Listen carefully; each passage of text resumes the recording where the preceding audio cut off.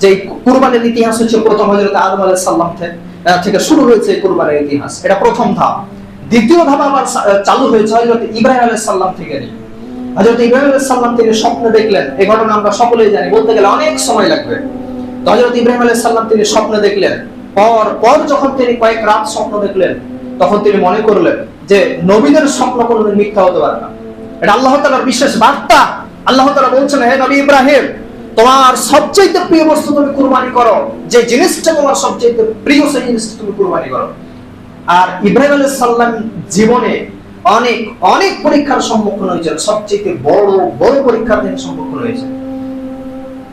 তো ইব্রাহিম আলাইহিস সালাম তিনি ভাবছেন যে আমার এই অবস্থাতে সবচেয়ে প্রিয় জিনিস কি হতে পারে।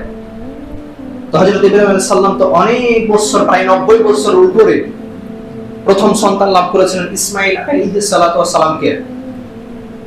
তো এর চাইতে প্রিয় বস্তু আর কিছু হতে পারে না আমার কাছে। ইব্রাহিম আলাইহিস সালাম তিনি চিন্তা করলেন যে এর চাইতে প্রিয় বস্তু আমার কাছে আর কিছু হতে পারে না।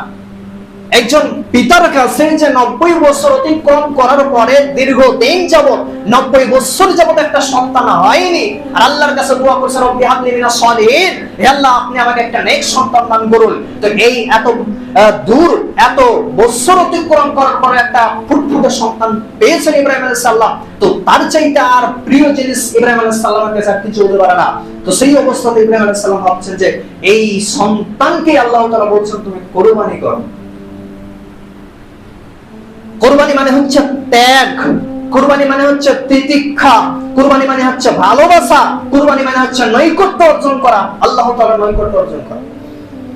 যেমন জিনিস আপনি আল্লাহ তাআলার নিকটে কুরবানি করবেন, যেমন বস্তু আপনি আল্লাহ তাআলার নিকটে কুরবানি করবেন, যেমন আপনি খালেস নিয়তে নিয়তটা যেরকম আপনার থাকবে, সেরকম আল্লাহ তাআলার নিকটে কুরবানি গ্রহণীয় হবে।